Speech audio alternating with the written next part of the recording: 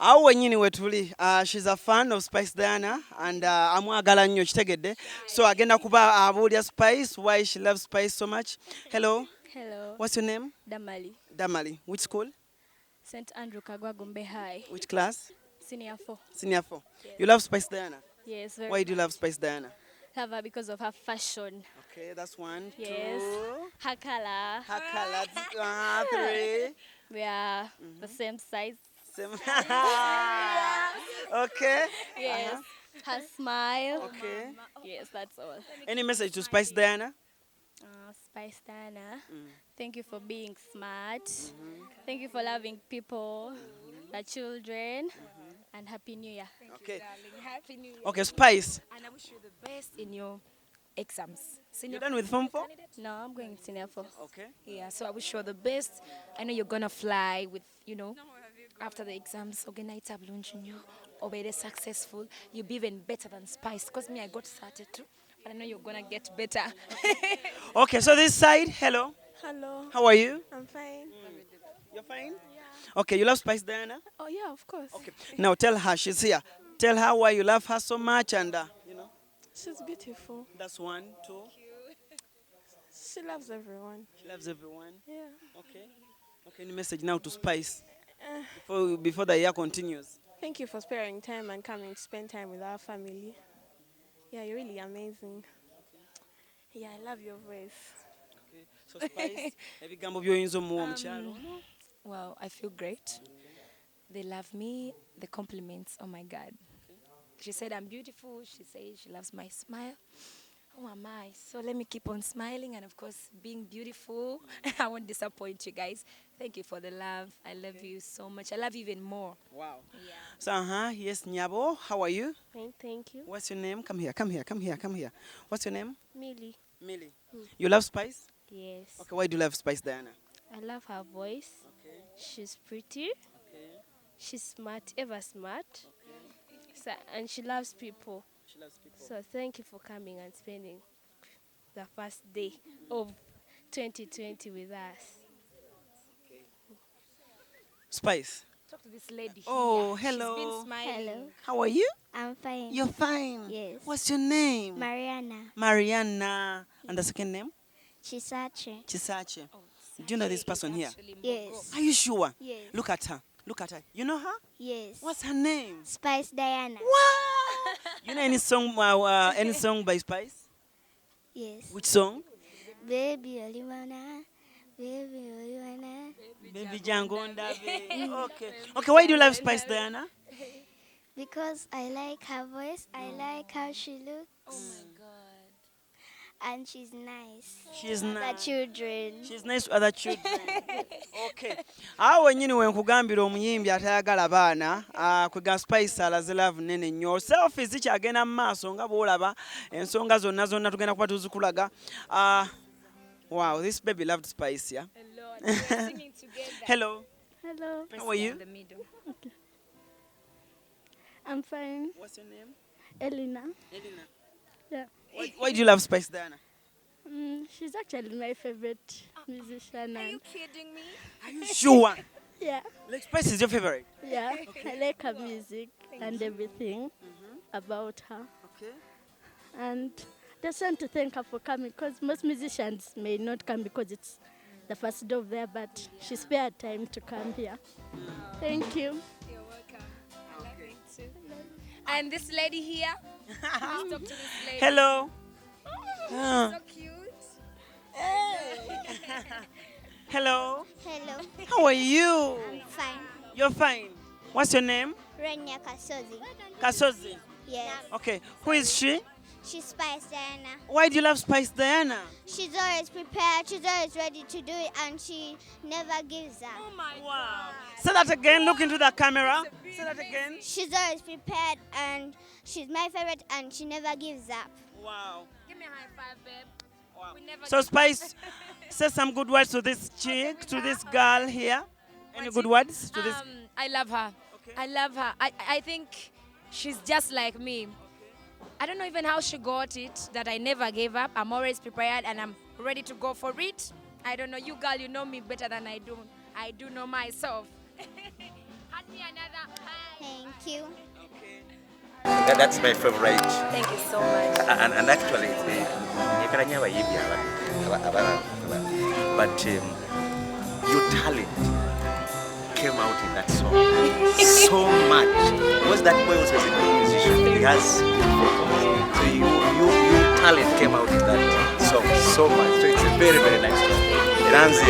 It is my favorite. Hope to see you 17th. 17th July. Banange balete.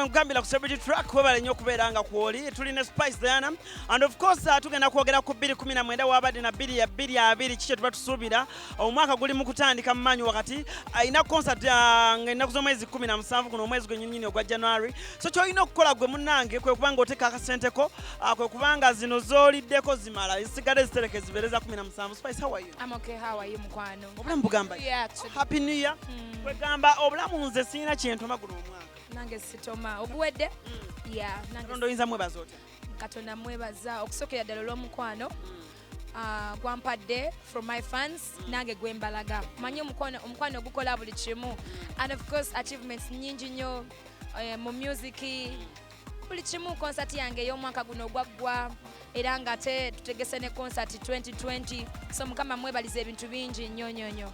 I've loved the fact nti oze okola n'abayimbi ab'enjawulo guno omwaka the likes of Esuna ennyimba zaabwe ne zikola bulungi Ray G ennyimba zaabwe ne zikola bulungi what's your advice egende eri abayimbi abalala naye nga bw'aba kalenga yaliko okwata ku munne ku mukono oba n'amusitulamu awulira muli eri nga kizibu I know but omanyi bagamba agali awamu ge galuma ennyama ate abayimbi baba ne tendency ebeera egamba nze nakola n'asinga mfune audience ne werabira nti n'atandika naye alina bamwagala ne babeera bataano tulina sharing audiences tulina sharing abantu ate tulina okwekwata ku mukono because I believe nange siri kyendi because nkikoze alone naye nange nina abanyambyeko so nange mba nina chance eyamba ku muntu omulala why not yeah bili abiri weteeseteese otya banange bingi tusooka na concert era already twatandika dda 2019 twatukola rehearsals preparations zonna zigenda mu maaso tusooka na concert n'ebirala music ye muyitirivu yeah I have a lot of surprises for you guys abo omuntu wabuuliza bili abiri Spice Diana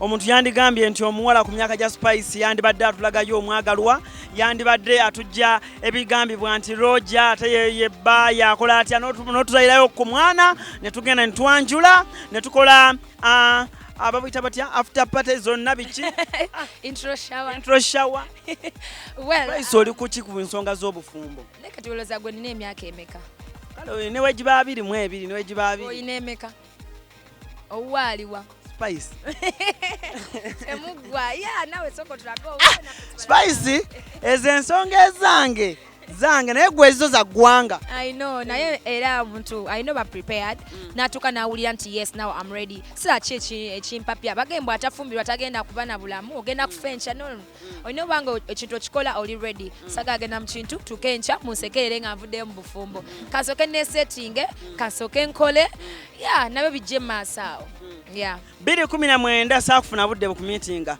but 2020 nkufunye gwira kimwe entertainment industry yasinga okukolera mwaka 2019 elia wigi ero lyankolera like yes Spice Diana wigi bwe yagwa 32 biche ebirala bibadde wa byobufuzi nayo ne bigenda mu music kugamba bingi guno mwaka gubaddemu amawulire bannange yeah webale kole motoka njira byovuga y'amaanyi Spice naye ebaddewo ebbanga ddene. Ebaddewo naye golowooza hali akawundo buli omu agyetuusaako. Wamanna abantu balina amamotoka munnange obumotoka. Kiki oyagala okwebaza manager wo? Bambi abadde musajja mulungi nnyo guno omwaka. Manager Roger, big up to yourself. Nawe oli at least bayo n'ekigambo ky'omugamba omusajja akoze oyo. Bannaye ebigambo siba mbimugamba era y'ensonga lwaki ndi spice essaawa zino kuba bwe yansangira nali ndi so depressed, nalina ebintu bingi ebigenda mu maaso mu bulamu bwange nga I'm almost giving up, so nanzaamu amaanyi anzimbye musically, financially, mu buli kimu anzimbye.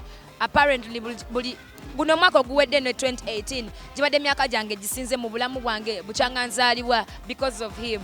So mwebaza nnyo ndowooza is one of my favorite human beings. Ansingira abantu bangi nnyo kati mutwalanga family, is like a parent, is like a brother, is like a best friend. So ali buli kimu as for now. I believe Spice abamu abakola online mwina abawagizi bangi bambi abamu bali mu nsi za Oman, abamu bali Qatar, abamu bali Abu Dhabi, naye ng'oluusi baagala nnyo kitegeera bakwagala nnyo obazzaamu amaanyi. Kigambo ky'osobola omugamba ssaawa zino ekisobola omuzzaamu amaanyi yonna gy'ali n'omunauganda yenna n'ali mu nsi endala tagwamu maanyi. Omanyi Katonda naye atunulira abantu bata giving up.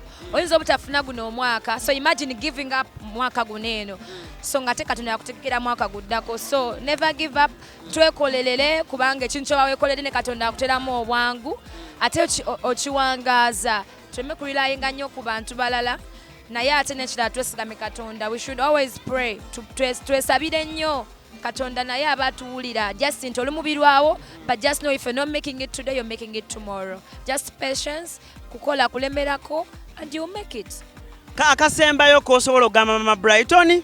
Mama Brighton bannange atukambwalira nnyo ffe abaana be Spice n'abalala. Era maama ensonga ezo tugenda zituulamu tuzogereko. Naye nga skiti bw'okola, Bambi thank you, just keep it up. Butumalako stress. Ate bwongera ne ku industry yaffe nze bw'oba onjogeddeko nze kinkolera nga nze omu kitegeeza ndio support me. Osiimye nno. Njagaliza ngende mu maaso because abayimbi tuli bangi, but why talk about Spice Diana oba omwana wo muneminga Spice. It's really amazing and I'm so grateful. Just keep it up. Mukama akuteremu bwangu 2020 okifunemu nnyo ennyonyo. Amina. Spice awe nyini wenjagala omwerekereza abeere ng'agenda akole ate emirimu emirala egizimbe eggwanga okulyongerako mu maaso. Alan Cruz is my name, Celebrity Truck. Genda mu maaso obeere ng'osubscribing nga todivosa agiraze bulungi nnyo. Agimanyi ssente ze twazigula yazaali z'amaanyi nnyo naye nga naye yalina kigambo tuti kye yajjayo awo. Muganda wange kyamaanyi nnyo Celebrity Truck. Team Mama Brighton batumiddeko nnyo. Divorce matovu nti muganda wange 2010 twakola ffenna twatandikira mu mwezi wakati naye ne tumufuba okulaba nga Celebrity Truck tukinywezeza y'amaanyi nnyo. Abantu bonna bagenze mu maaso okubanga bagitegeera. Mwebale nnyo twagala 2020 bane musigale nga mutwagala. Watch our videos, share and share and share. Alan Cruz is my name, Mr. Handsome. We out. Bye bye.